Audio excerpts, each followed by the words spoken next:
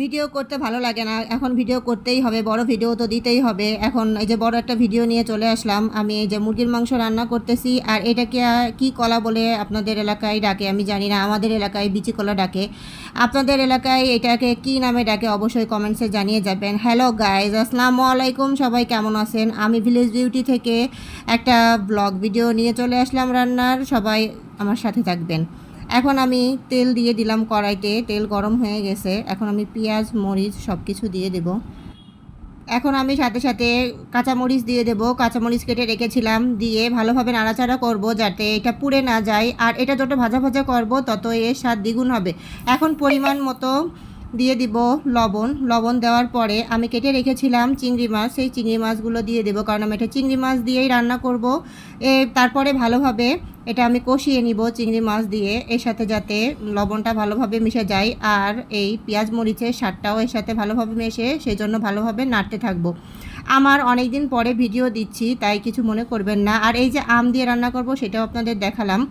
আর এই যে এখন হলুদ দিয়ে দিলাম এর ভিতরে, তারপরে দিয়ে ভালোভাবে নাড়াচাড়া করব যাতে হলুদ লবণ এই সব কিছু ভালোভাবে একসাথে মিশে যায়। আর যত এটা কষানো হবে তত এটা স্বাদ বেড়ে যাবে। আমি এখন কলাটা ধুয়ে রাখছিলাম, সেটা দিয়ে দিলাম। কলাটা আমি লবণ মাখিয়ে রেখেছিলাম যাতে এর যে কষ্ট থাকে সেটা না থাকে। এখন একটু পানি দিয়ে ভালোভাবে কষাবো যাতে এই স্বাদটা আরও দ্বিগুণ হয়। আমি অনেক দিন পর ভয়েস দিচ্ছি, আমার যদি ভয়েসে কোনো ভুল ত্রুটি হয় আপনারা ক্ষমা দৃষ্টিতে দেখবেন।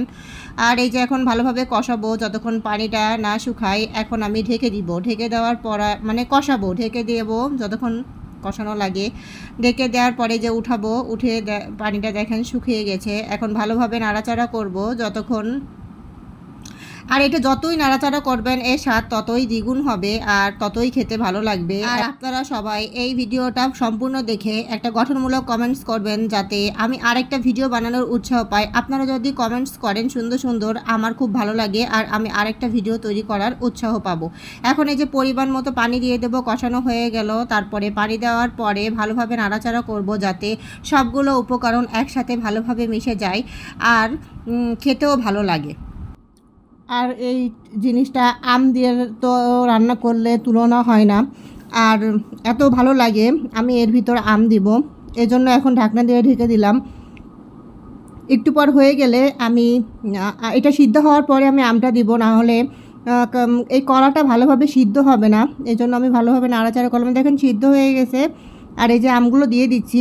কে কে আম দিয়ে বা টমেটো দিয়ে কলা খেয়েছেন, কাঁচকলা বা যে এই বিচি কলা, অবশ্যই কমেন্টসে জানাবেন। আমি একে একে আমগুলো দিয়ে দিচ্ছি, দিয়ে ঢেকে দিব।